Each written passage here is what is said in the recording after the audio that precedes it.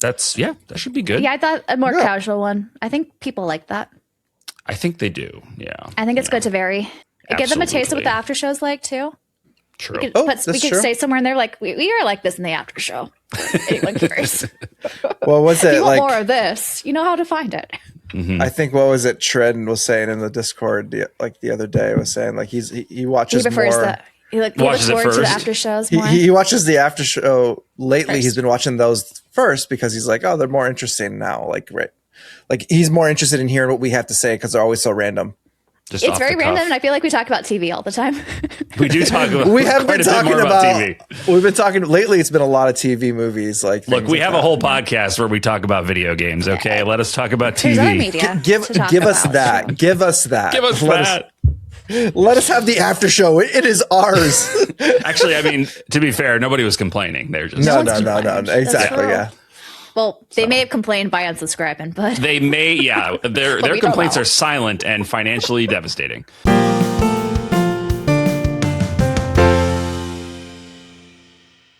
Hey, welcome to the JRPG Pursuit, your JRPG podcast for all things JRPGs. I'm Branden. I'm Abdallah. and I'm Emily. And this week, we wanted to slow things down a little bit and take a look back at this quarter that has just recently ended. We are now on our way into the second quarter, but before we get too far ahead of ourselves, we wanted to look at the games we played, the games we missed out on, talk about the things we love, the things we might regret, and basically just recap the quarter. It's going to be a little more of an unplugged, sort of off-the-cuff episode. Comparable, and I think probably going to be comparable in some ways to one of our after shows. So if you like this, then you know where you can get more. Yeah, just some unfiltered thoughts, right, of our quarter in review. Some of that is because there has been just so much traveling. Dal was traveling, I was traveling, and holy cow. So this will really help get our thoughts in order, and we're going to have a fun time doing it. Also just talk about our highlights, right? Yeah, there's been a lot of great gaming the last couple months. There definitely has. It's like been lower on the quantity index than some previous years, but like the quality has still been very good. Very good. Yeah, usually the beginning of the year too is kind of dry for JRPGs, but surprisingly, like even January, they kind of, set the ball rolling. Yeah, January and February between They were like lots of releases, honestly. big time Some titles. big ones. Yeah. So just to kick it off, I mean, I think I'm probably the one that is first on all of our minds is Trails Beyond the Horizon. That came out in January, right? That was like January. Yeah. January 15th, I think. Wow, right in the middle. Yeah. That was a heck of a game, wasn't it? Wasn't? Oh my gosh. We also did a spoiler cast about it. We did a full spoiler cast, which is so fun. You'll be able to find quite easily on this channel. We invited 2 other Trails heads on tonight. It was fun. Oh, yeah. Yep. We had a great conversation. We unlocked a lot of very exciting lore. I think I had my mind blown just from the theories 7 or 8 times, personally. Frankly, just incredible. It's a hard game, obviously, to talk about without spoiling, just because it is like the 13th game or 14th game in this series. So, we'll leave that part of it for the spoiler cast. But as an indicator of kind of what Falcom is capable of, I think that is just amazing. The future is bright. It is. I know. It is. And we loved it enough that if you also check out our tier list, because we also did a tier list for the Trails games, we put it up there, I think, in the S tier, right? I think we S'd it. Yeah. We S'd it. So like it's pretty high on our as high as you can get. Falcom just keeps releasing bangers, It's a game not to play immediately. You want to you want to be some games in. Ideally, you want to play all the games before that, which I know is a huge ask, but it is very rewarding once you do. Like just hearing us talk so enthusiastically about it, I think should be a huge indicator of that. Yeah, we're pretty obsessed as a podcast. And like Emily says, ideally, if you could play them all, and now you have a chance, right? There's no rush. Yes. You can play the remakes as they come out to get yourself caught up, and then play the Daybreak series, and then you'll be right there and ready to go. It's worth the wait. Trails is not a series that you need to rush through. That's the thing that I always kind of like struggled with when people would be like, oh, there's so many games. Yeah. It's like, you don't have to play them back to back, you know? I don't recommend playing them back to back. Honestly, take some breaks in there, like for your mental health, right? Yeah. It's a great series. Yeah.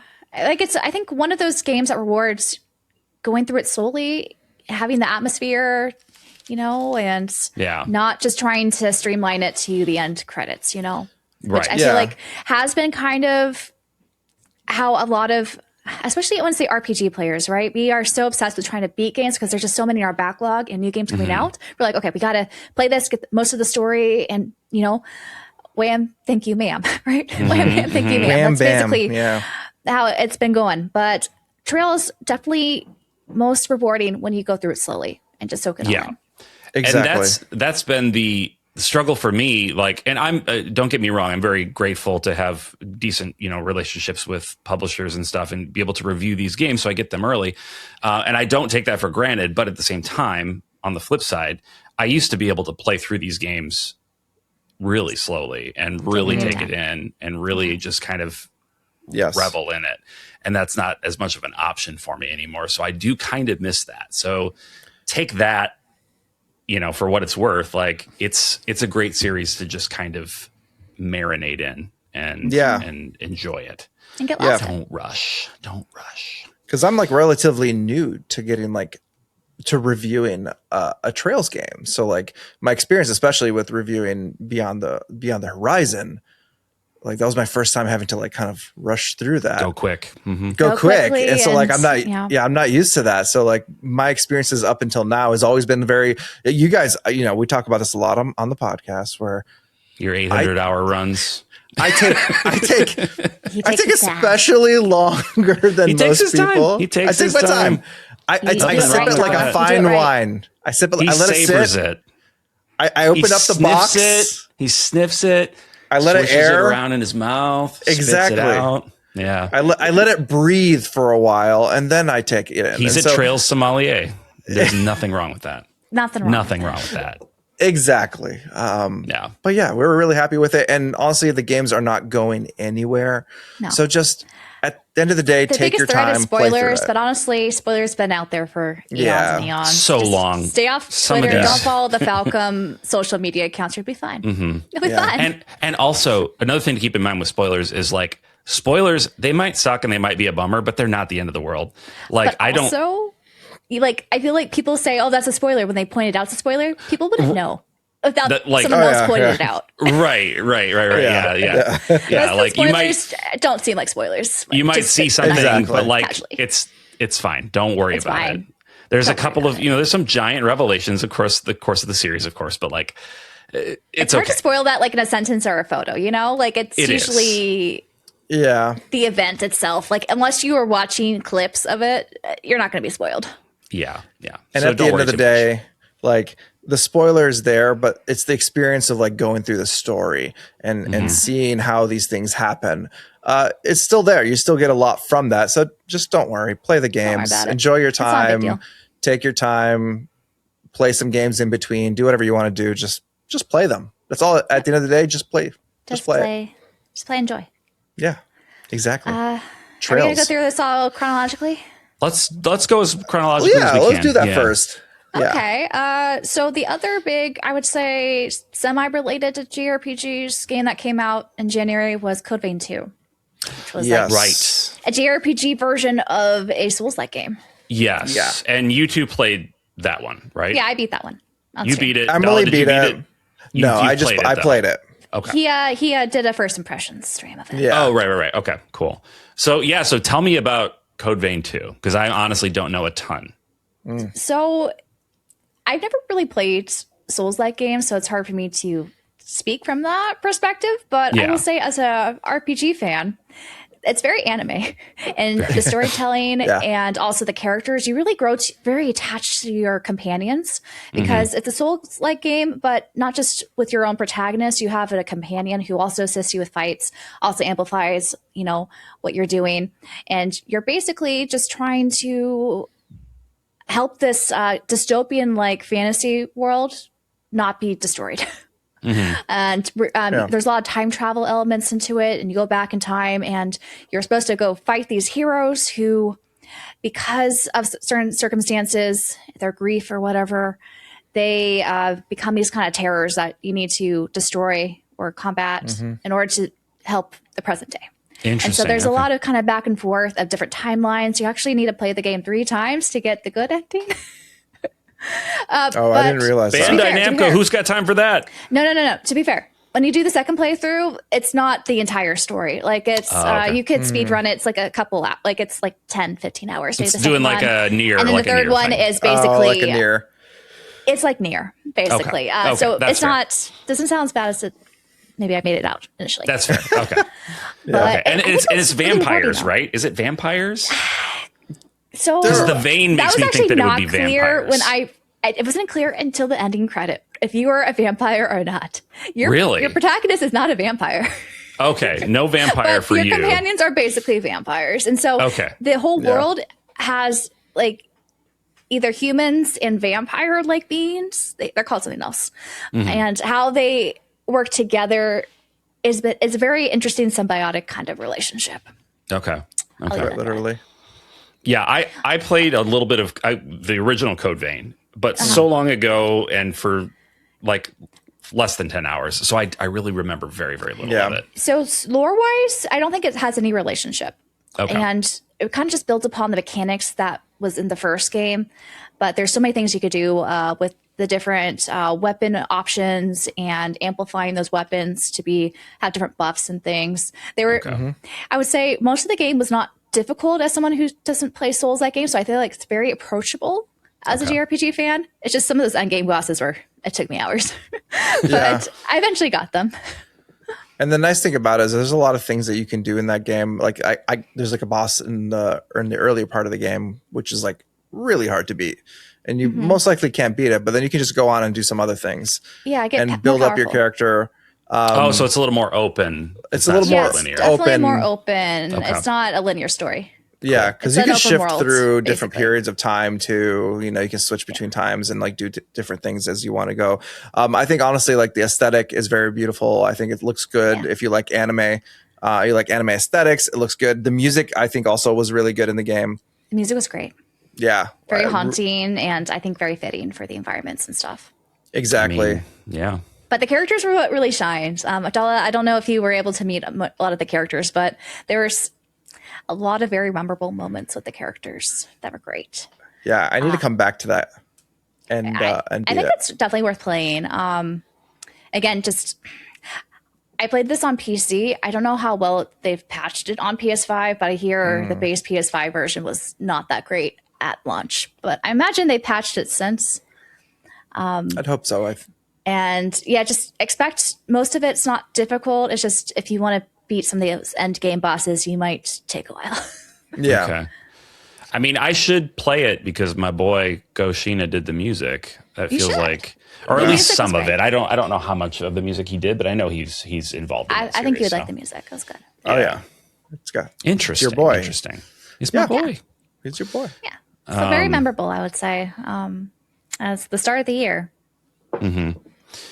Well, that's cool. Yeah, I do. I am like much more interested in playing that one after having talked with you guys about it before and then hearing more about it now. Definitely sounds like it would be up my alley. The weeaboo in me. I will say there are some fans who prefer the first game over the second game, but I thought what they did with the second game was great. I have a feeling I won't be one of them because, like I said, I feel like you would like it. Pretty, if you like Elden Ring and anime, I feel like that's a no-brainer. Two of my favorite things. Cool. Exactly. I'm in. Yeah. Exactly. Like it's not exactly Elden Ring, but it's similar enough. Yeah.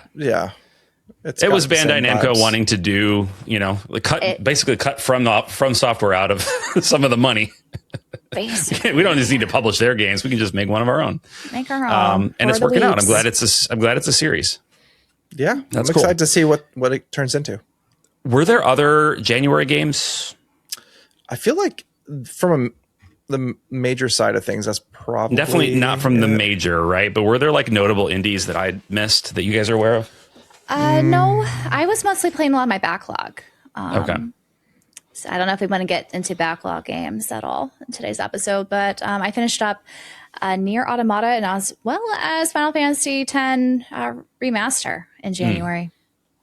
Both very, very high impact games. And did your opinion of Final Fantasy X shift from what it was before? Definitely. I don't think I got that far in Final Fantasy X. I think my memory of getting kind of far was false when I was younger. Yeah.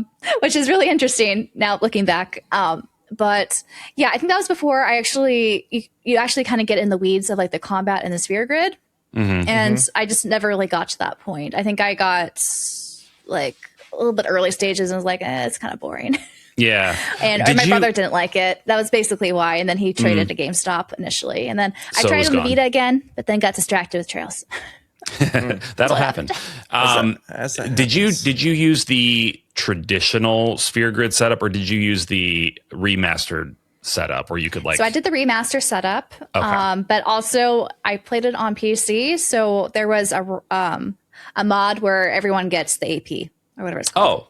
So I didn't have to keep switching people out. That's perfect. It was really nice. That makes life so much easier. The fan community coming through where Square Enix drops the ball. Seriously. I love that.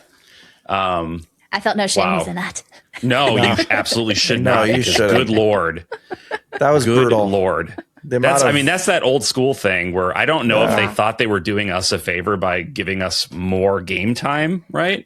Yeah. And maybe in a way they were back then because there weren't as many games. But like, stop it. No. Stop it. The amount of grinding you'd have to go through. Yeah, I didn't do that. Yeah. That's good. Yeah. I also didn't do the extra summons, which maybe I should have. I hear there's some cool ones. I remember the one that Seymour uses. I forget its name. Oh, yeah, that guy, the fish one. Real messed up dude. He's like, Seymour. Yeah, the chains. He's a good one. Yeah, I love that. He's great. And then the Mega Sisters are cool because they're from Final Fantasy IV. I like seeing them. Yeah.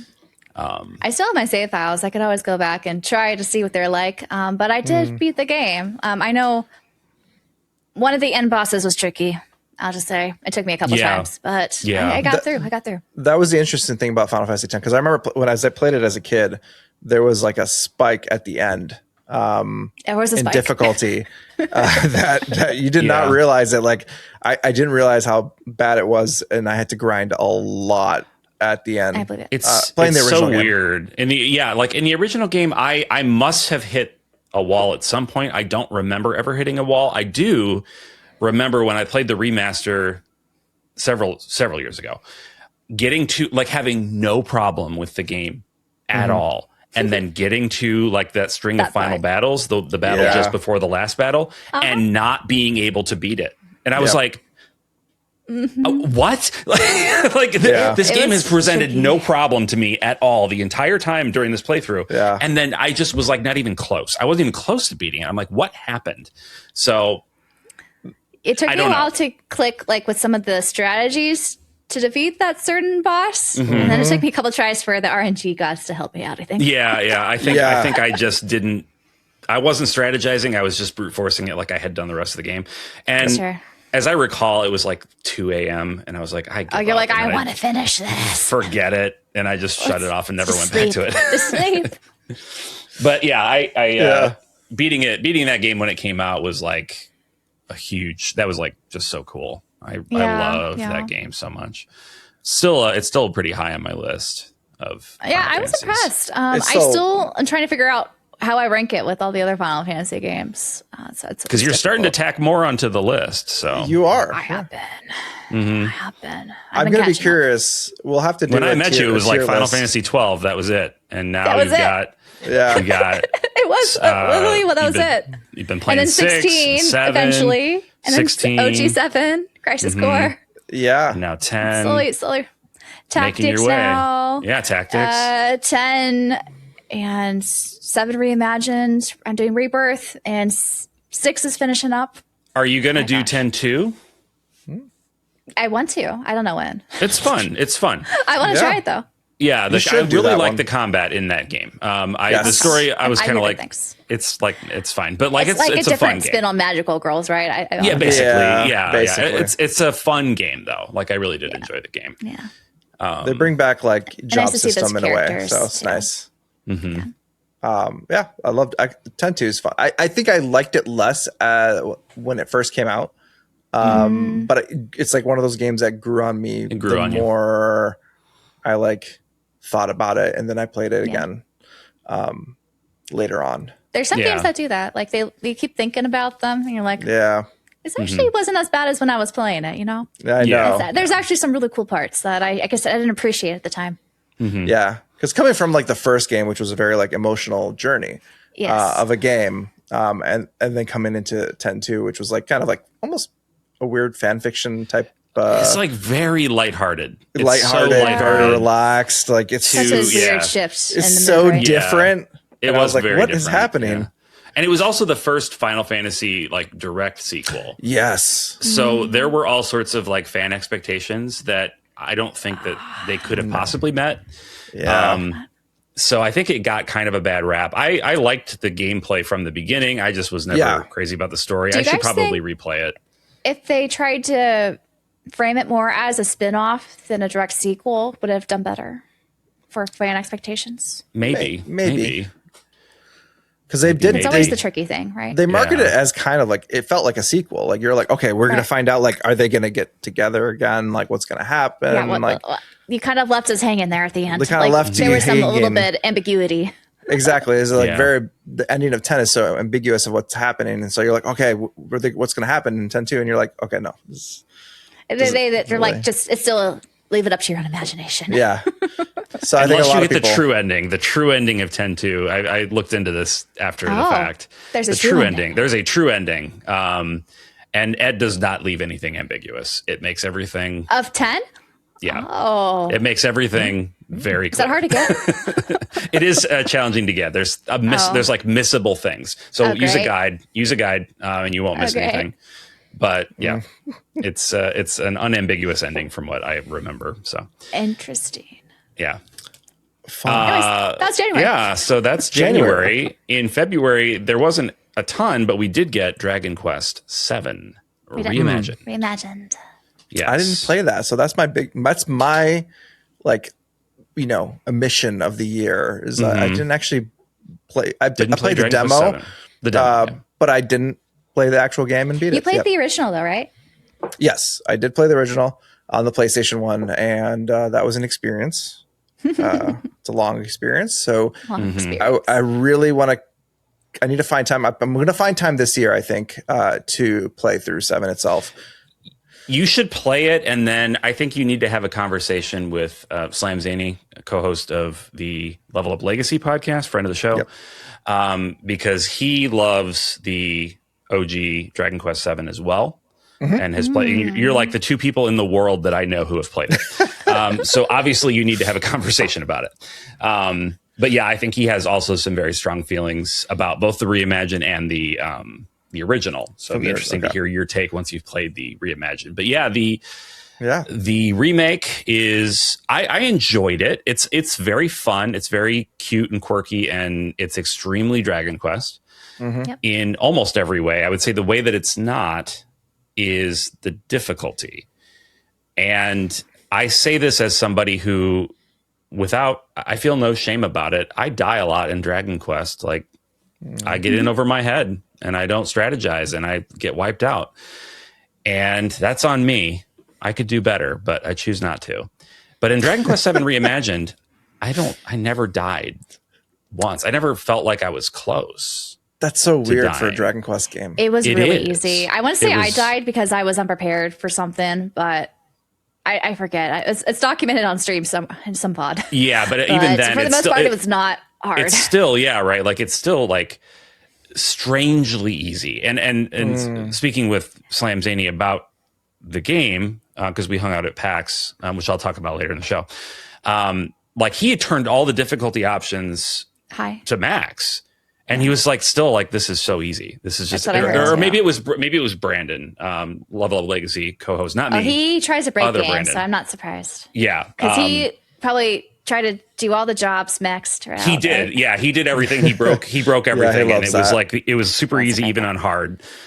So all that to say, I think its major flaw is that it's not balanced very well. It's favored very much in the favor of being easy rather than too hard. I can't help but think Square Enix is trying to, but I think unsuccessfully, marketing towards people who've never played Dragon Quest, like in the cozy community or something, being like, this is a very accessible game for anyone. You guys could play it, like almost like, Nintendo level, like Super Mario RPG. Like anyone could play this. It's like how cute it is and accessible. But I don't think it necessarily bridged that gap, which I think it definitely could have.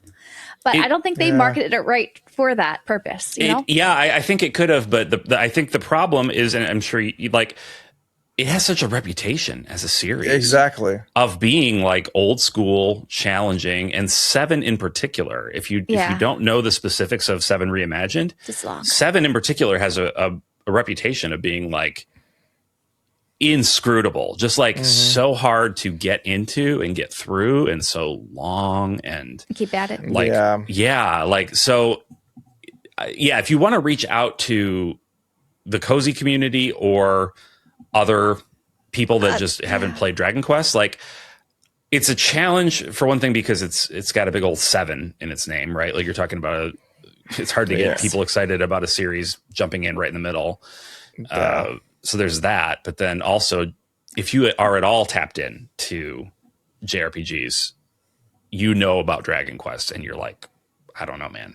I can't help also scary. The reason why they kept 7 there was because everyone knows Final Fantasy 7. So maybe they're like, Dragon Quest 7, you should try this too. The like 7th entry is always the best. It's so good. Yeah. Like the weird thing about it is like, we just got 1, 2, remake. Yes. Which was a masterpiece, if you ask me. Incredible. I've really enjoyed those. Now one of my favorite Dragon Quest games at this point with these with those remakes. But they also kept true to being pretty tough. Like they're hard games. Yeah. If you can get your butt kicked easy pretty difficulty. Badly. They do have definitely easy difficulty. So if you just want to get through the story, you can. I would say there's an adequate challenge. It's not super hard, but there were some bosses I had to try a couple times. And two is the right level. Like to me, 2 got the balance right. Yes, it was easier than the original. Yes, agreed. Sure, absolutely easier than the original version of 2. But like it still requires you to strategize and think and grind a little bit. Like you got to. It's a old school JRPG. Grind a little. I didn't grind too much. Not a ton. Minimal grinding. Minimal grinding. The first game, though, the end boss there, you had to actually know what you're doing. I did not know what I was doing. And I think even David Fink came into my live stream. He's like, Emily, they didn't tell you how to play this? What? You don't have people telling you that you're supposed to use the freaking, what are those powers? I'm like, how do I do that? So after many trials and errors, I finally got it. But I think that took me like 20 tries. Did you do the true ending where you never put Gwaelin down and you carry her all the way to the Dragon Lord? No, the thing is, I think I couldn't really tell if that was an option in the remake because they kind of tell you like, oh, go here. Before they want you to go back, but I guess you don't have to. You can just technically you don't have to, but it didn't make it seem like that. You can just keep going while you're carrying her. Yeah, you just carry her all the way to the end of the game. Yeah, she's like there. They accounted for it, which I thought was very, very smart. I thought that was fun. That's a nice nod to what the original was, I heard. Yeah. They did such a good job with that. I will admit I didn't finish Dragon Quest 1 without switching it to Draki. At the last dungeon, I was like, it was hard. That was a huge definitely, you had to know how to use the master, what are they called? Master stones, whatever it's called. You had to know how to use that. You can get like powered up versions of your spells and like and you had to. It's so hard to coordinate. Basically, you had to coordinate a party system with one player, and you had to just alternate how he would move, and it took a lot of like maneuvering. Dodgy dance is your friend. To get the timing right, because like dodgy dance is a dodgy must. Dance is crutch. You have to use it. It's easy to make a mistake in one and just completely get destroyed. Just because prior to that, it was fine. Prior to that, it was fine. Just that last boss there, I was like, oh my gosh, I actually have to know how to do this. And I eventually learned, but my God, it took a while. The last dungeon in 2 as well is a long, tricky dungeon. It was tricky. Castle, It was good though. But it's fun. Like I had so much fun with it. A nice bit of tension, like where there's some challenge. It wasn't too easy, walk in the park, but also you have to, you can't just breeze through it. Yep. Exactly. But 7 reimagined, I feel like it was more comforting, you know, like I enjoyed the journey and all the different islands, you know, and all the different accents. Because I was live streaming it, I was doing all the narration, so I had fun, you know, attempting those accents. My God. God. I love it. I was not the best. And I think I made like one of them like a Texan accent because I didn't know how to do like Scottish. I'm like, I'm sorry, guys. We're going to do this. A Texan. I can't say anything. I can't do accents either. I can't. It was hard. My Italian versus my French versus my, oh my gosh. Anyway, that I thought had a lot you just of made everybody Texan at that point. Yeah. Some of those, I think the Texan fit very well. Sure. You know, like the one island where you had the it was a whole like telenovela basically drama between the two romantic ones that they were Texan. I made them Texan. Southern Texan. Anyway, but yeah, I thought it was fun because I took my time with it and I wanted to talk. I talked to all the NPCs, so it was just kind of cool seeing little tidbits of how it would change over time when you do certain things. So I found that rewarding, but the battle system was standard. It was fine. Like it was, I would say serviceable. It was kind of cool to upgrade your jobs and everything, but that wasn't really like, I felt like I found a certain strategy for each of the characters. I didn't need to max out all their jobs for whatever reason. I kind of just felt like, okay, if I put, what's her name? Who's the girl with the I'm so bad with names right now. The dancer or the dancer girl. Mm-hmm. Oh, Aisha. Aisha. Aisha, because when you make her like max out charm, you could do a lot of like great healing as, you know, one of the music, whatever job it's called. I'm totally blanking right now. But like those type of things I thought were kind of cool. Like once you've kind of clicked and figured that out. But after you kind of figured that out, I didn't feel a need to make it like a higher job system because it was just a breeze when you do that. Yeah, so I really liked it. I really enjoyed it. It did feel very cozy. I liked just experiencing the stories and the characters that you meet. Not your party so much. Like they're fine, but they don't really get a lot of development or depth. Their party members were cute. Like the little things they would say to each other, the little bickering, you know. I loved like any Maribel. scene. She would always Maribel's my favorite, and I stand Maribel forever. She's great. I just wish that there was more. I was like, I was begging for scraps whenever they would interact with each other, and I loved it. The biggest flaw was, you know, the silent pro tag, which is Hallmark. It's probably never going away. Dragon Quest, that's not going to be replaced, unfortunately. But I think it would have really added if he also chipped into some of the bickering and, you know, party systems, kind of camaraderie. I'm supposed to believe that this guy is the best friend of these two characters, and nothing. Just smiles and nods. Why? What is to like about because him? He's so agreeable. That's why. I thought you were going to say because he's so green. I was like, that's true. No. I had the Dragon Quest 8. That would be a reason. Really purchased DLC costume on him. But he was also green, almost he's like very Link. Green. Yeah, he's very green. I would be friends with a green man for sure. But yeah, so I wanted more character development with the main cast because I loved it when we got it. She was great. Yeah, how they developed that. Yeah, my issue with the time travel in 7 was that like the people would change, but I thought it was so weird that like the environments didn't really change. It's supposed to be there were exceptions, but yes, I agree. A couple lot of times there were. Yeah. It's like the buildings. It's like the same thatched roofs. It's like, really? It's been 1,000 years or whatever. They like, keep replacing it. Tech has not changed much. even those vacuum cleaners, man, they did not change. It did not advance much. There's an island with like super advanced robots. You can't. They hit peak in the past, and they had not. And they're like, why bother? Increase after that. It works. Don't mess with it. Well, because the main guy who invented it was no longer there. But yeah, that's true. Yeah, they couldn't replicate it. There was only one smart guy. There's only one smart guy in the universe. Only one guy. We lost him too young. Too young. That's a shame. Yeah.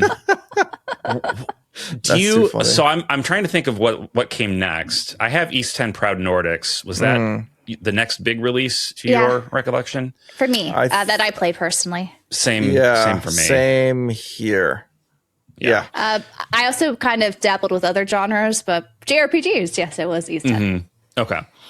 Yeah, East 10 Proud Nordics made me like East 10 more. And I mean, like just the game, like East 10 Proud Nordics, I loved it, is what I'm trying to say. The original story, like when I first played East 10, I was like, this is cool. I really like this a lot, but it was not a favorite, I would say. But playing Proud Nordics, I think after playing Proud Nordics, it might be my favorite. And it's not because of the additions that Proud Nordics made. Like the extra story that they added is cool. It's fine.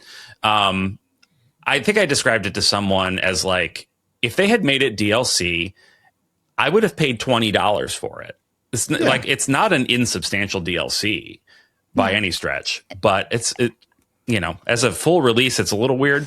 There's a reason for it, which we can talk about if you want, but I like playing through it again for review to specifically to do the Proud Nordic stuff.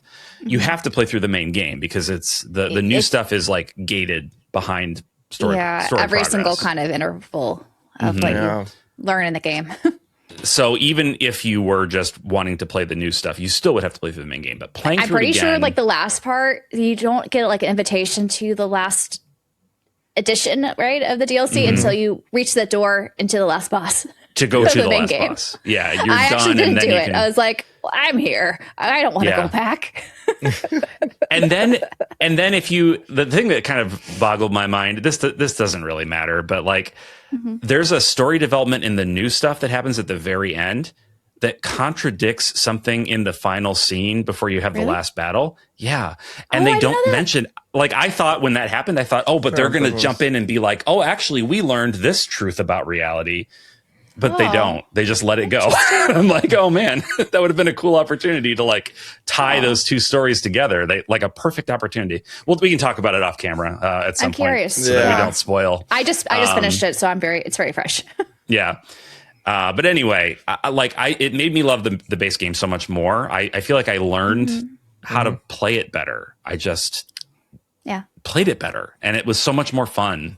It's not your typical East game. Like, I played it for the first time. I didn't play the base game. I waited for the Proud version to play it. I guess I was fortunate in that, but I loved it. Like, from the characters, the world building and exploration, and the battle system was so fun because I don't know. I haven't played a lot of East titles, but 10 was, I thought, just amazing. I don't know how to describe it. Like your typical modern East game, right? Like 8, of course, had like a party system, but you kind of have a party with you and Adel and Karja and how they kind of tag team each other. But really, it's about blocking, getting the right kind of parry timing sometimes, especially towards the end, and just breaking down those shields, and then kind of go in at him with like a dual sort of like attack that has a lot of power. And I just found that rhythm of doing that was just a lot of fun. I know there were some people who criticized. I think after I posted a little short review on Twitter, people saying they didn't really like the combat because it just felt so like mechanical. Like you had to do this first and then this. But I don't know. I felt like it flowed really nicely and was very satisfying when it hit. So I will say people that feel that way, that's how I felt when I played it the first time. Really? I felt like that was the thing that held it back for me. I was playing it wrong. So my suggestion to you is if you had that experience with it, you may very well have played it wrong too. Because when you break out of that mentality of like having to do things that certain way, it plays like a completely different video game. It felt like a different. I used to hate the bosses. There's so many options you could do. Like there are so many like cool abilities you learn, and like you can upgrade them, and they're just so powerful. I hated the bosses the first time I played the game because I hated how they would always get their shields back, and it always took me so darn long to break the shields down. Shields? I paid no attention the first time to the break stat, the break mechanic, and how Karja by default you can adjust their stats. I built Karja to be the breaker, but I made Karja the breaker big time, and it was like cakewalk. Like it's like cutting through butter. So much easier. I was like, they put a mechanic in here, and they tell you. It's not like they kept it a secret. I just didn't pay attention to it. Like they tell you how to do it. I feel like if you're going through the motions thinking of previous Ys games. Oh, absolutely. And that's 100% what I was doing. I was just like, oh, I know how to play Ys. It's fine. No, I didn't. It's very different. So I would encourage you, like if you wanted to like Ys 10, but you felt like the gameplay just wasn't clicking for you, start over and like really pay attention to the tutorials and pay attention to things like the break stat and try to play it a little more fluidly. Like the first time I was just like pairing them up all the time. I was like, why would I have them attack separately when they do so much damage together? It's because you could do crazy skill combos and stuff if you're separate. You do so much better if you like mix it up. You do. Though at the end, I kind of maxed out some of my dual stuff. And so mostly after their shields were broken, I just did the dual stuff. I was because it could be that's what I ended up doing too. That could be pretty overpowered. It was, for sure. Especially if you leveled up like max 10 or whatever it was. Yeah. It was nice. You were hitting hard once that shield was broken. But I feel like with 10, for me, it really solidified this like feeling that I got when I first played Wind Waker. Wind Waker. Interesting. Exploring because like the world was just so fun to explore on the boat. And it was not a very hard mechanic. It was fun. And even like the ship battles were, I liked those. Yeah. I had a lot of fun with them. And it just like I had fun too.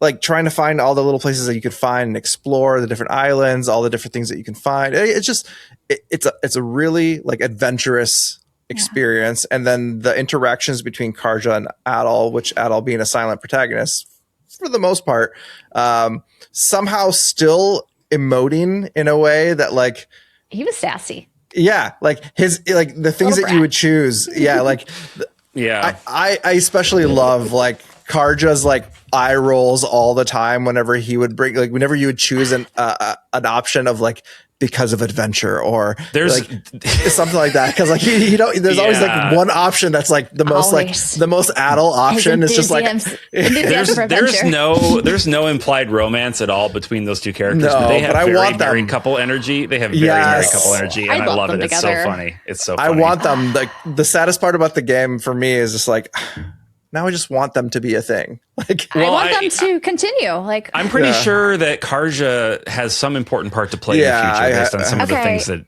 get something revealed. I was told. I still need to look up. Apparently, at the end, if you go to the lighthouse, there's a scene I missed. I heard that too. I need to look that up. And there's more information that hints heavily. I should. So I think they realize how cool she is and they want to use her more. They got us. She was awesome. But also, I like the rest of the cast. I thought, they all had so much like unique personalities. I know people are like, oh, this has become so dialogue heavy. It's like Trails, which I'm kind of all for that. I think we all were kind of for that because we like Trails. But they just made so many unique personalities and interesting kind of little tidbits about your crew members and other villagers that you encounter. And it was just so heartwarming, to have all these characters that you want to adopt. Yeah. And they all have their own little quest lines that you play out, their own little stories that play out through their quests and stuff. Yeah. It's very cool. Rewarding to see what happens with them. Oh, and one thing I wanted to mention about Adal as a silent protagonist, I think it's actually important to distinguish him from a silent protagonist like Dragon Quest. Dragon Quest is a silent protagonist in that you can literally only say yes or no periodically, and it literally doesn't matter whether you say yes or no because you ultimately are going to be doing whatever it is the game wants you to do. Adal is, I would call it like a voiceless protagonist. Like he is, you give him things to say and he says them and characters react to the things he says. Yeah, it's more like metaphor and persona than like Dragon Quest. Because he has a personality. He has a personality for sure. And he does also speak. Like he does say some lines, but also off without just when you're traveling around some things, he would like exclaim at something. Yeah, and there are some scenes, like some cut scenes where he does speak. And I feel like more and more since Ys 8, they've been kind of testing the waters a little bit. Like, are people going to get mad if we haven't? Okay, we had him say this much. Now, what if we have him say a little bit more? Because in 9, there's like, have you both played 9? No, I haven't. Yes. Okay, so I won't say too much, but there's like a whole thing with him talking in 9 that feels like a yet further pushing the boundaries, testing the waters a little bit. And then 10, I think, took it even a little bit further. So it's like they're pushing it a little bit, and I hope that they keep doing that. I would be totally fine with having Adol be a character who only talks when I give him something to say, but just have him talk. Yeah. Just have him. Let's give him a voice. We got Bryce Papenbrook. He's signed on. He's already doing it. He's already in the booth. Let's give him all for it. I'm all for that. I want like a voiced sassy Adol. That's what I want. Sassy Adol. But anyways, I think we all enjoyed East 10 a lot. Yeah, it's great. Yeah. It's fantastic. Lot. The Proud Nordics version. It's one of my favorites. I think there are some other quality of life things that edition. The helps. ship. The ship becomes a lot easier to maneuver. Adding the wind currents that you can unlock. The winds have been nice. Oh my god! I took advantage of all this because I hated that part of the original game, but it is literally a game changer. Game changer. Nice. It's so slow. I heard without also the with fishing. Is there something like you just hold X instead of spamming, like pressing X a bunch? I want to say the fishing is easier. It was really easy. So in this one, it was very curious. So also, you get all the DLC costumes. I thought they were kind of funny. Oh yeah, I gave Karja her Estelle pigtails. I had the pigtails. You had to do it. I had Adol with the Karja ponytail for a while. I gave him the little beast ears. I gave Karja the cat ears. He also had an eye patch. That's fine. And then I did the Celceta clothes because I thought those were the coolest. And then Karja had like her own Celceta kind of outfit, so I had them. Oh, interesting. Up. Yeah. Okay. Yeah.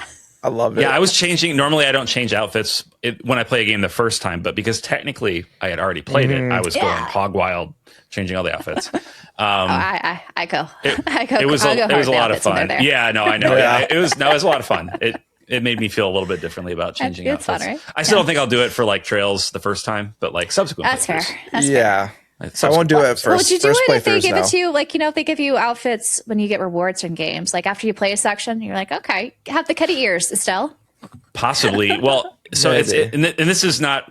This should probably be an after show topic, but like in Digimon Story, Time Stranger, which I just finished, and we're going to be doing a spoiler cast soon, very very soon for y'all. Very soon. You got lots of different outfits, and I was like, oh, I want to change my outfit. I'm going to be different. Dare to be different. So I would change my outfit, but characters throughout the game constantly comment on your outfit, and they're talking about the default one. So it's like I was looking like a badass. I was looking like a badass dude in like a sleek black suit, and people are like, "You're dressed so funny. Why do you look like an anime character?" I'm like, "I don't. I look like a spy." Hey, what are you talking about? You look like a Chainsaw Man, okay? It's Chainsaw Man. So that took me out of it. So eventually I had to switch it back because the characters kept commenting on the outfit. I did the Gatomon onesie. Oh my god, she was so cute. But also the first season character outfits too were really fun. Oh yeah, I did that. See, I would only change my outfit in Digimon if I was. There's quest lines. The quests forces you to do it. So there's some like side quests that they'll ask you like, oh, come talk to me when you're wearing this. When you're wearing this outfit, yeah. And so and then I'll forget that I'm wearing that for like the next until the next quest makes me change it again. Yeah. That's fair. That's fair. More of that to come. More of that. Yeah, we'll talk about that. That's a little preview. A little preview for you. Yeah. So I have the next one. I have is Tales of Berseria Remastered. Do you have anything before then? One I have to. Okay. I didn't play the remaster. I'm still playing it. Oh, you are in the middle of it still. Okay. I'm actually towards the end. I would say I have like 2 more streams before it's done. Oh, okay. Nice. So how are you liking it so far? It's my second Tales game, and I'm liking it a lot. I think I like it more than Exilia. For the combat reasons, I feel like it's a little bit easier to handle and get an idea of how to do it. I'm still not that great at it, but I understand more of what you're supposed to do to kind of brute force your way to beat them. I haven't really been changing the characters out at all. I've been mostly just Velvet. She's like the easiest to handle. And then I gave her all the herb just to make her really powerful. But story-wise, it's so dark. It's dark. It's very dark. What I finished earlier today, oh my God, heartbreaking. It's heartbreaking stuff. It's what I really love about the game. Yeah, it was a big departure. And I thought that was very cool to see them explore a little bit, because it's kind of helping to, and I feel like Tales of Arise sort of did this too. Yeah, it's like helping to break the series out of it's B tier Prison in my mind. Like it's always felt like a B tier series, and I like it quite a lot, but like it's never reached the heights of most other series that I like. Yeah, the storylines, they're always kind of just subject to like, oh, it's anime.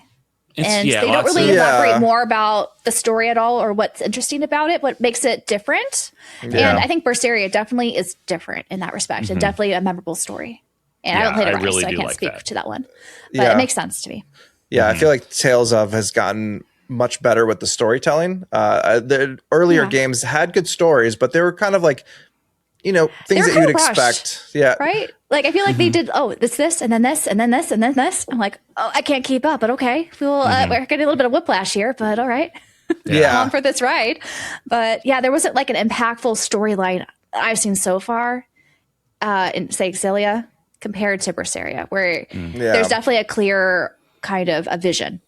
And it's very kind of reflective on one of the themes that's been, you know, lingered, like threaded throughout the entire thing. And I'm at the part where it's kind of spinning it on its head a little bit, like questioning things. And it's been very enjoyable in that respect.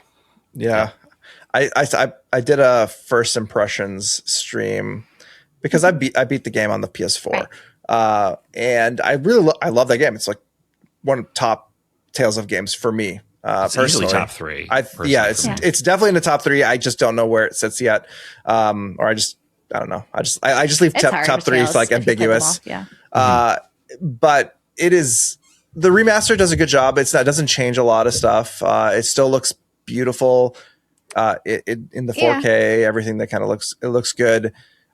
The one thing I remember, like by playing that little snippet, first impressions of it, I got like this just complete need to want to actually replay it. Like I forgot how much that game is just like it's so charming, yet like it's still kind of like it's dark, but it hurts. In a good way. But it's like it's nostalgic in a way that like you play it and you're like, man, this is so good. I forgot how much I love this, and like I just want to play all of it now. And I'm like, I don't have time to play all of this right now, but I want to. Like that's how good it is. I feel you there. I will say I know a lot of people, they like to bring up that was like that Berseria shouldn't have been remastered. I think people are still kind of too fixated on the title, Tales of Berseria Remaster.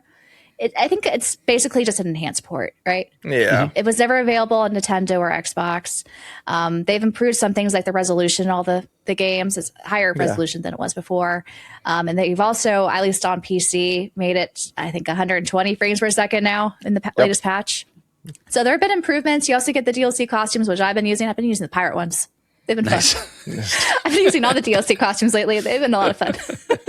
I never was into DLC costumes until I guess recently. I think people have not like that I pay for them, but they're there.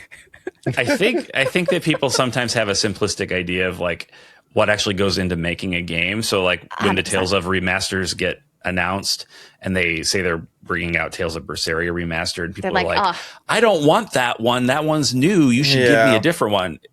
Guys, it's a 10-year-old game. It's a 10-year-old game. Well, that too, but also, they are also working on other stuff. They're making other stuff. They don't have like 10 people in a room and their time is like spent on this one game. They have they have multiple teams across. Point is like, and that's fine. People don't need to know that. It doesn't affect our lives that much, but it is a reality. People like to complain on the internet, I think. That's true too. That's true. I know when I brought up, I think it was on Twitter, like people are so upset about the Berseria remaster, but they're not upset about the Switch 2 version of Arise. Like that's even newer. And you're saying you're spending resources to make that on the Switch. Well, Berseria was never on the Switch to begin with. Well, to be honest, 95% of the things that people are excited about on the Switch 2 are games that came out 8 years ago. So hey, Fortune Sweet is coming. It's coming. Sorry, shots fired. That's right. But yeah, I agree. But you know, that's usually the first year of a system. I don't think there's been any system where they've had a ton of bangers the first year. No. It's PS5 was a bunch of cross-platform games that weren't really. Like finally have people who only have Nintendo systems, like they can finally play them. I think that's great. That's true. There's a lot of people don't buy the PS5 or whatever. People don't want to, like, why? We don't have to buy multiple systems, right? Just to play you don't. a couple different games. Not everyone needs to be crazy.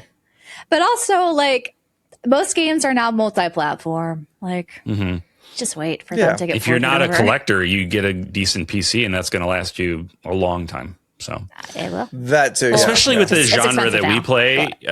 Putting aside like the Final Fantasy VII rebirths of it all, most of the JRPGs out there are, even the AAA ones, are not like hardcore devastating your graphics card. Yeah. So you'll be good if you get a decent PC. You'll be good for a long time.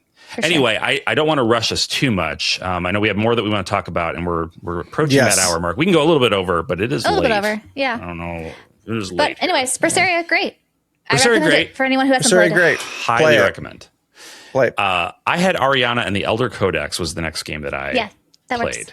You guys played that, right? Yeah. It was. I loved it. I loved it. I really liked it couldn't believe how much I loved it. Actually, right.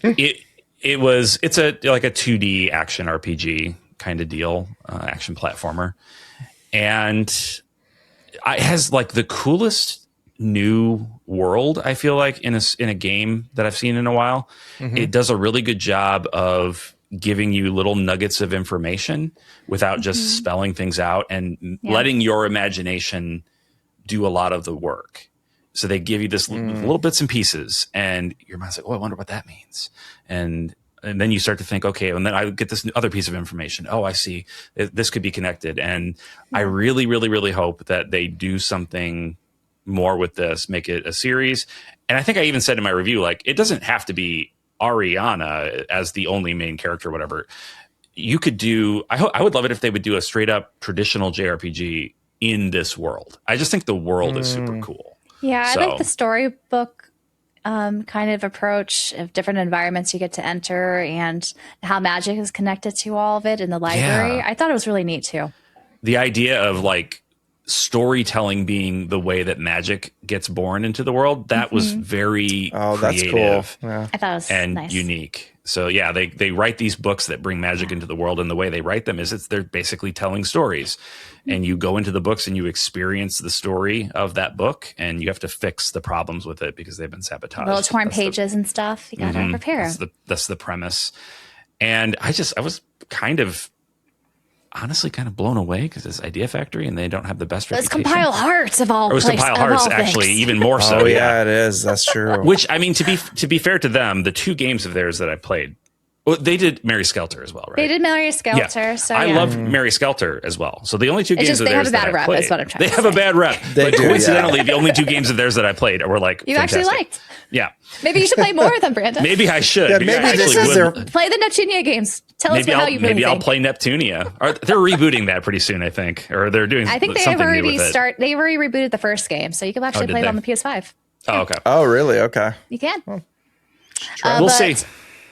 But yeah, I thought it was really fun. I liked the lore, the storytelling. I also like talking to the NPCs because they would say like the weirdest unhinged things. Yeah. Some of them were nuts. And also it was rewarding to talk to them. Like they would give you items, but they also give you stuff. They would it would kind of hint at what was coming. And it was really rewarding to see some of those like little sub stories, come together at the end. But what I really liked was actually the combat, because I thought it was so cool to have the magical bursts that just happened with how you basically when you use different elements of the magic, if you fill up a certain like gauge, it would just blow up stuff around you, and it just made it really cool and like fireworks almost when you're playing. You would overflow an enemy's elemental meter, which would cause them to have a shock wave that would blast out and hit other enemies that could in turn cause their elemental meters to overflow and then shock wave out. Was cool. If you played it right, you could just like devastate everything, and it was very, very cool. Yeah. And it was still challenging, like the bosses, some of the end game bosses in particular. The end game bosses were hard for really me. tricky. Yeah. But it was fun. Determination. It's kind of like a Souls-like thing. You keep trying. Keep going. You keep trying. You try different combinations of different skills you learn. Try to upgrade them maybe. And there's also different difficulties if you wanted. There are difficulty options too. Yes, good to mention that. But I just loved the variety of magic and how every spell was so different. Like you had obviously all your different elemental spells, but you have so many different spells within each category, and they are all so different. So you would have just drastically different attacks. And I think you could have I liked my firebomb. 6 equipped at one time. So you had like a wide variety that you could go into with your loadout to take down a boss or whatever. You could change up your loadout if you get stuck, and it's really satisfying. Very satisfying. Really great. Recommended if you want. It only took me about 15 hours to play. So. Yeah, I think I was like 13, so around there is I think you pretty did it typical. faster than me, so 15 for me. Well, It took some of those bosses took me a while, but it was very rewarding. It was very good. I need to try that. I need to play that at some point. Yeah, it's fun. It looks like a fun game. Dolly, you've been playing some games in your backlog, right? If you want to mention those quickly. Yes, I'm still playing. I'm like almost done with Octopath. Well, I don't know how long I'm done. That game is long, guys. That game. Every time I feel like I've gotten far, I look at like what's left in the like. I go look at the walkthrough, and I'm like, oh my god, there's still 2 more acts. I'm left. like halfway in like 50 hours in. Yeah. I stopped at about halfway at 50, and it was the second time the credits rolled, and I was like, okay, what's going on here, guys?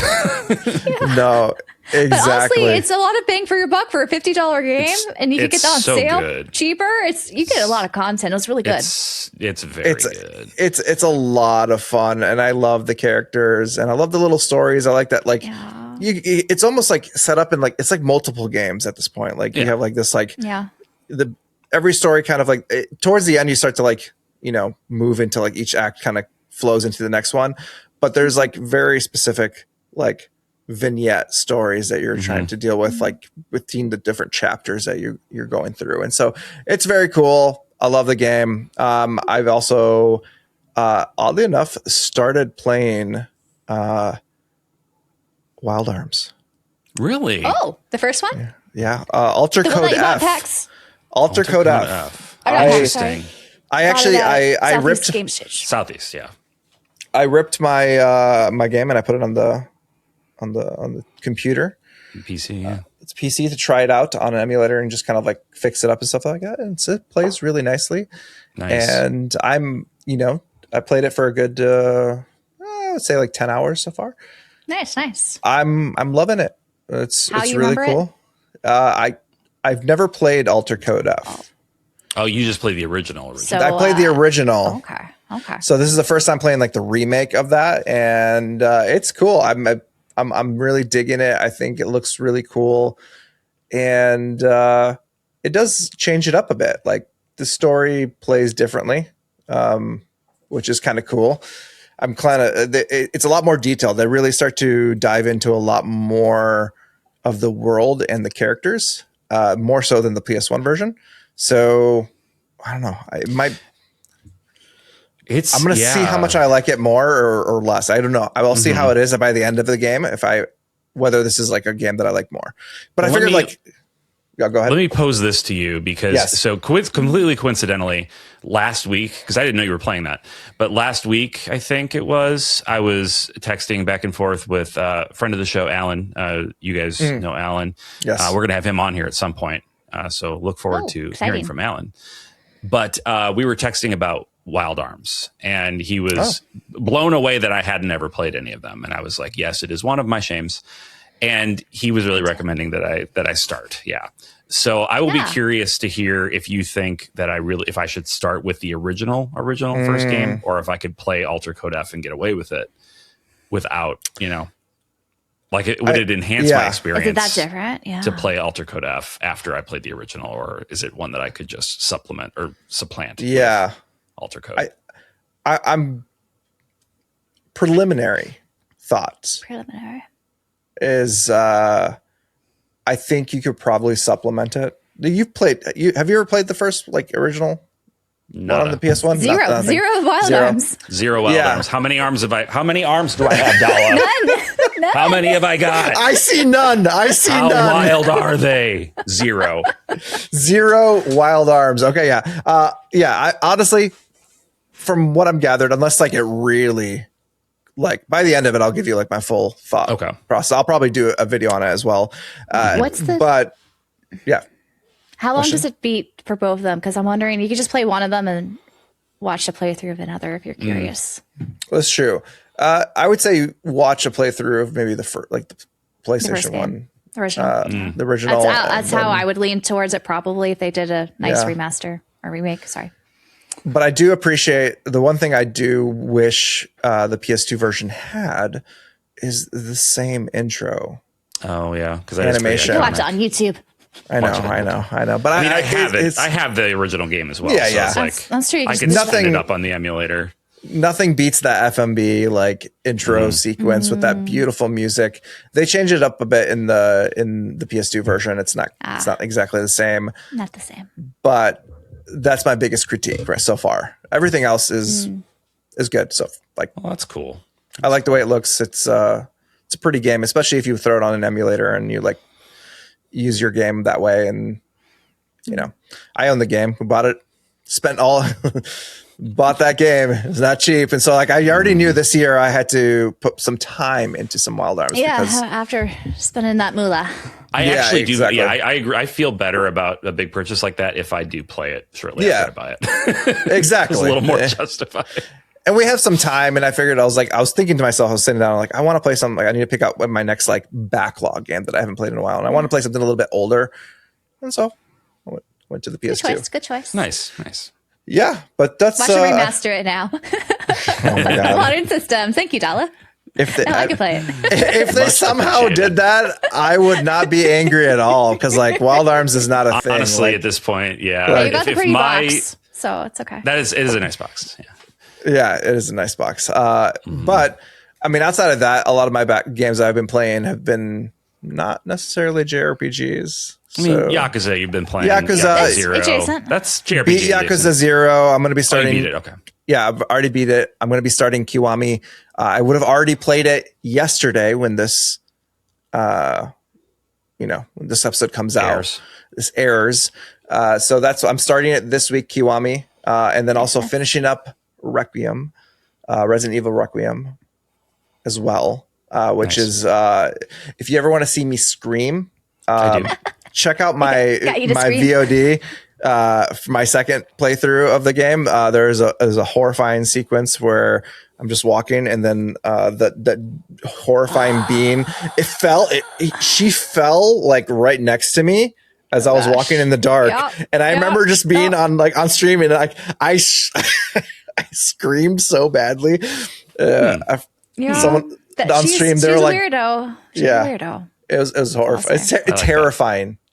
But yes, I like that. It's been good for that. Very cool. Yeah. So, should I talk about PAX, or should I save that for the after show? That's fine. Should I do PAX? Okay. Yeah, I do PAX. Let's talk about PAX. All right. So, at this point, a week and a half, 2 weeks ago, I guess it's been a little over 2 weeks, I was at PAX East, and that's my first time ever being to PAX East. Mm-hmm. And I will say it feels very, very, very different than PAX West.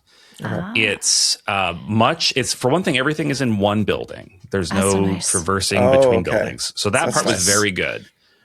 I will say it's a little bit odd because, and I was told by multiple people that are regular attendees of PAX East, this was kind of a weird one, or a really weird one, depending on who you ask. Almost. Several of the big players just weren't there at all. Square Enix wasn't there. Bandai Namco, not there at all. Sega, not there. So Nintendo had a big booth. All they were showing off was Mario Wonder, the Switch 2 edition. Oh, interesting. And Pokopia, which was out. And Pokemon Champions? Champions, yeah. That was one of the ones, the big line, I think. Right? That was the massive line. Even during the media hour, I kind of went over there out of curiosity, and even during the media hour, it was Pokemon, I guess that's why. I was like, forget it. Yeah, that's true. No. So yeah, it was very different. I feel like that let the indies shine a little bit more. That's nice. Just not having as many massive players there. And I did a video recently on my channel. I found several really small indie type games that I don't think I ever would have come across if I hadn't stumbled upon them on the show floor. Yeah.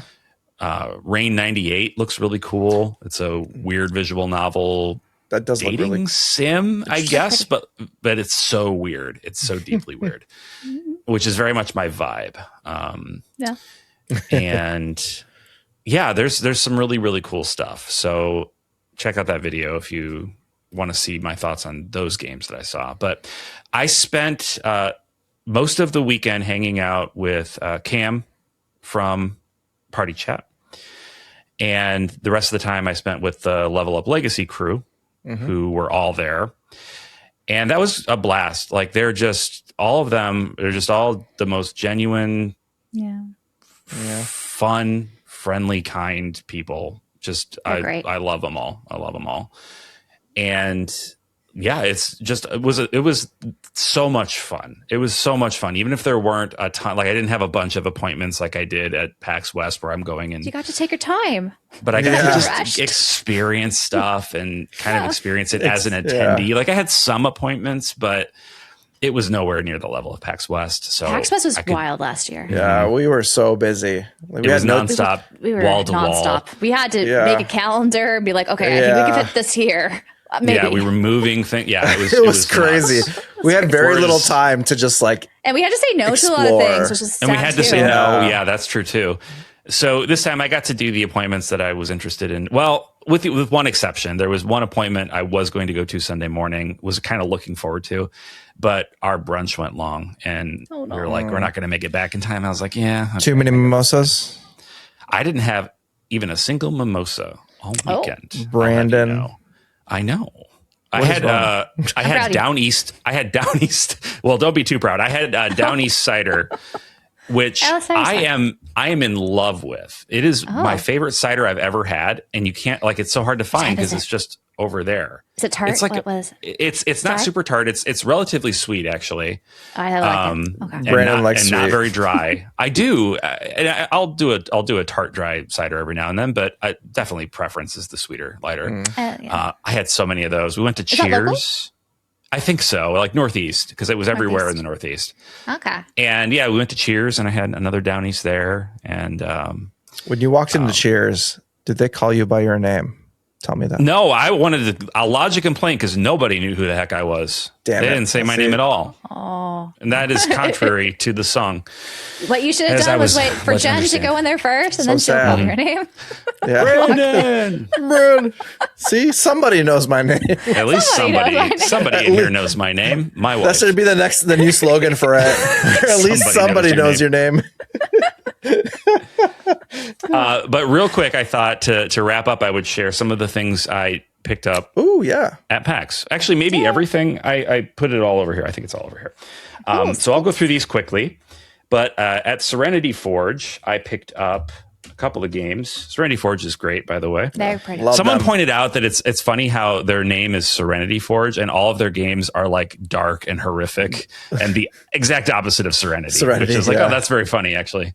I would say all the games, most of the games, almost all of them. Yeah, there's a few. A majority of their games, traumatic, trauma-inducing. Lisa Definitive Edition. Nice. I've always been curious.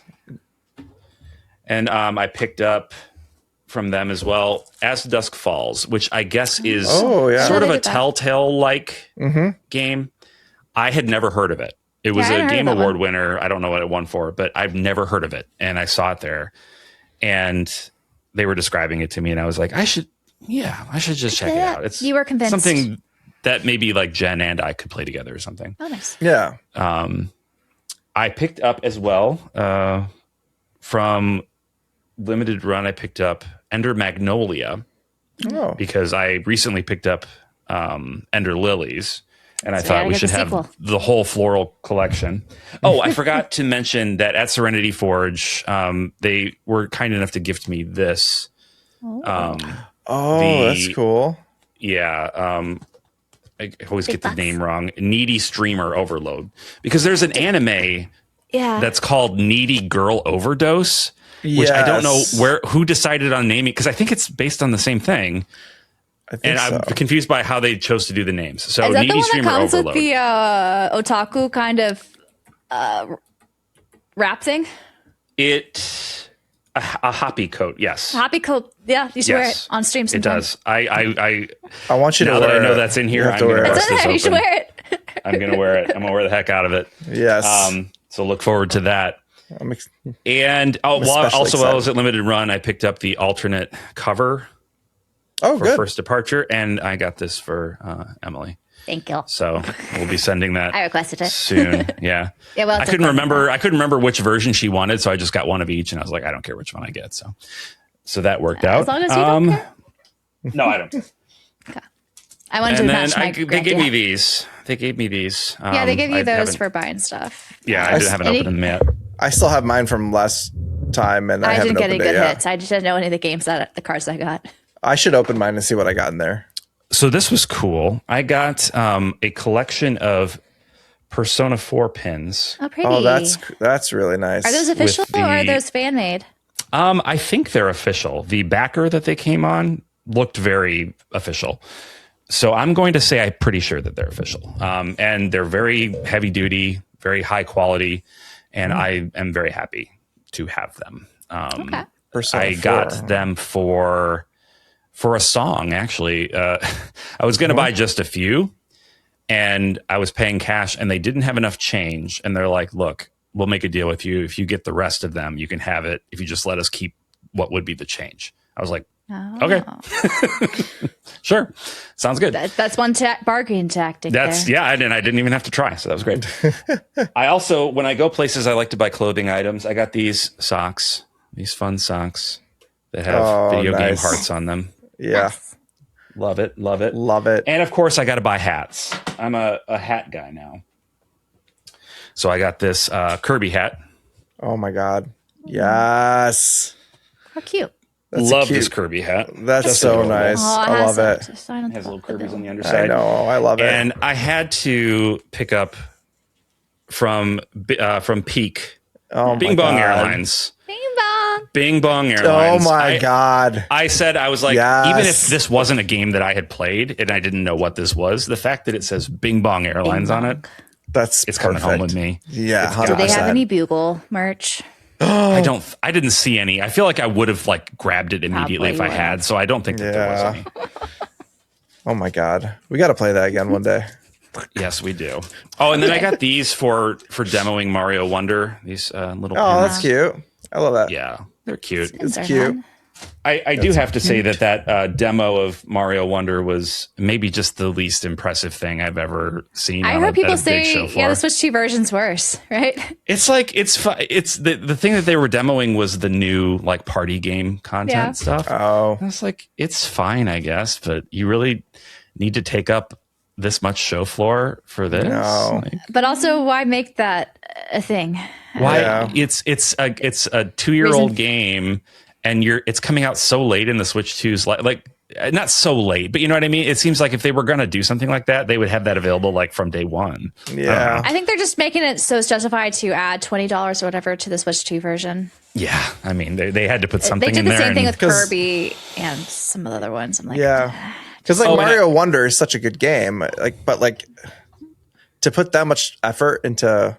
Yeah, selling the put as much effort in the Xenoblade Chronicles export, please, for the Switch 2, because that still has not been patched out. I know that needs help. Fix that. So disappointing. For God's sake. The last thing I was going to show, I think it's third party, whoever you were. Last thing that I bought is, and this was not at PAX. This was after PAX at a game store in I want to say New Hampshire, maybe New Hampshire. Okay. Yeah, but I picked up this repro cart of Sweet Home. Oh, cool. Because it's one of the few, not few, but like JRPGs that on the NES that we never got, and it's the origin of Resident Evil, which I think is really cool. A little fun piece of trivia is that Resident Evil started life as a remake of Sweet Home for the PlayStation, and then they ended up spinning it off and turning it into its own massive thing. So, yeah, you got a nice haul. Had a nice little haul. Yeah, it's not bad. Had a great time, and will absolutely go again. I love it. I love it. Yeah, I would like to go maybe next time. We'll see. Yeah. Hopefully someday I'll make it out there. It's hard going coast to coast sometimes. It's a long flight. Yeah. It's a long flight for you, yeah. Yeah, I hung out with Jake Tantacles a little bit. We played board games. He was primarily there for board games. I guess he is from the area. And so it was a local con for him. And I was like, oh, he comes out to the Seattle one. I, for some reason, thought he lived out there. I was like, he's flying cross country for that thing. Oh, I was like, okay, wow. That's crazy. I feel a little bit fortunate living right by O'Hare, where it's like I'm just right in pretty the much equidistant to everywhere. Yeah. It's like there's no short flights for me, but there's no super long flights either. So it's just harder for you to maybe go outside the US.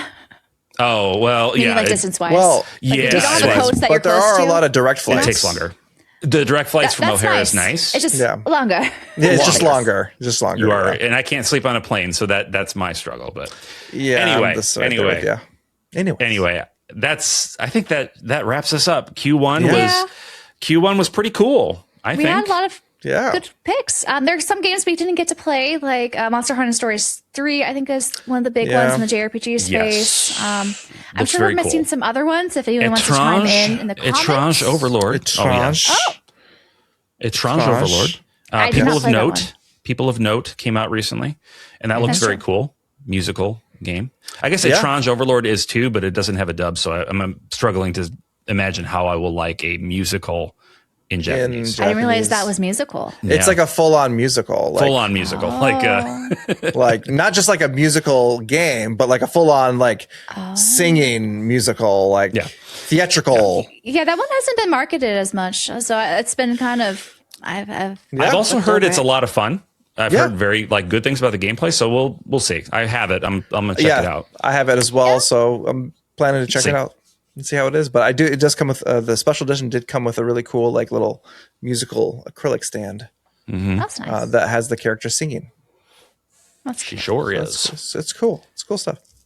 But yeah, if there's any others that we neglected to mention, let us know down in the comments, especially indie titles that maybe are not on our radar. Because I've had people in our Discord and also other places have been recommending me some like what's the one Crystal Project? I'm forgetting the name right now. Yeah, I have it on my wish list now. But that was recommended to me. Like an 8-bit style, like 3D 8-bit. Never heard of it. Yeah. Never heard of it, but I'm like, oh, that looks like pretty freaking sweet. So please put recommendations down in the comments below. Let us know. It doesn't have to come out this quarter, but we also are curious about games that came out this quarter we missed. We've been playing on our backlog, so regardless of what year they come out. Exactly. Give us more. Thank you for tuning in as you do. We really, really appreciate you. Especially thank you to our members who support us and keep us going. And we are so grateful for your support. If you are a Pursuer Plus or Pursuer Plus. Yes, you're member. right. Yeah. Yes. Thank you. Got it. Stick around. Stick around for the after show. Stick around. And we're going to continue having fun. Yep. Much more just yapping. Just yapping. So come yap. Couple yap. Triple the yappers. Triple the yappers. Anyway, we're just spinning our tires. I don't know. Thanks what we're doing again, everybody. Goodbye. Take care. Bye. Until next week. See ya.